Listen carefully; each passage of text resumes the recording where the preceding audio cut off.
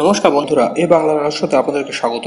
বন্ধুরা, আমেরিকা ইরানের মধ্যে যুদ্ধ থামাতে মরিয়া আমেরিকার রাষ্ট্রপতি ডোনাল্ড ট্রাম্প চায় আমেরিকার সমস্ত শর্ত মেনে নিয়ে ইরান সারেন্ডার করুক এবং পার্মানেন্ট সিজফায়ারে রাজি হয়ে যাক।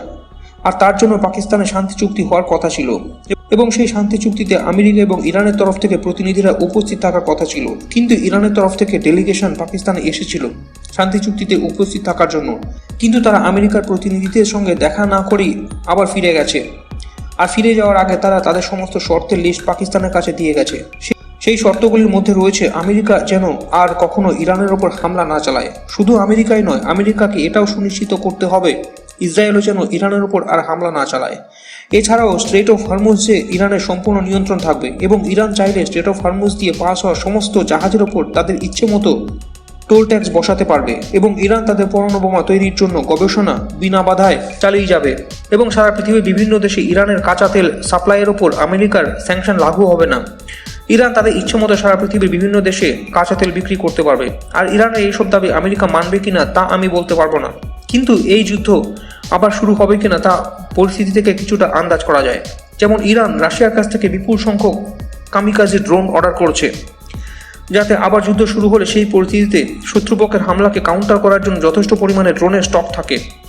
এছাড়াও চীনের কাছ থেকে বিপুল পরিমাণ মিউনিশন আমদানি করছে ইরান। শুধু ইরানই নয়, আমেরিকাও তাদের সমস্ত মিলিটারি বেসগুলিতে এয়ার ডিফেন্স সিস্টেম আরও শক্তিশালী করে তোলার জন্য কাজ করছে।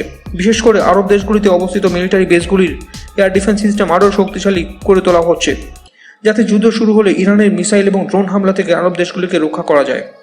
আর আরব দেশগুলিকে ইরানি হামলার হাত থেকে প্রোটেকশন দেওয়াটা আমেরিকার কাছে এই মুহূর্তে অত্যন্ত গুরুত্বপূর্ণ, কারণ গত 40 দিনের যুদ্ধে ইরান আরব দেশগুলিতে অবস্থিত আমেরিকান মিলিটারি বেসগুলি সহ বিভিন্ন ঝাঁ চকচকে শহরগুলিতে ভয়ঙ্কর হামলা চালিয়ে কী অবস্থা করেছে তা সারা পৃথিবী জানে এবং তাতে আরব দেশগুলি আমেরিকার ওপর ব্যাপক ক্ষুব্ধ।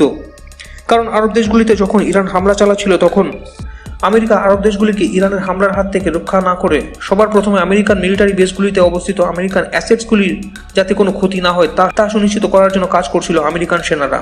এক্ষেত্রে আরব দেশগুলির বিভিন্ন ঝাঁ চকচকে শহর যেমন দুবাই, আবুধাবি, এই শহরগুলি ইরানি মিসাইল হামলায় দাউ দাউ করে জ্বলছিল। তাতে আমেরিকার অবশ্য কিছু যায় আসে না। আর আমেরিকার এই বাজে মনোভাব আরব দেশগুলি খুব ভালোভাবে বুঝতে পেরেছে।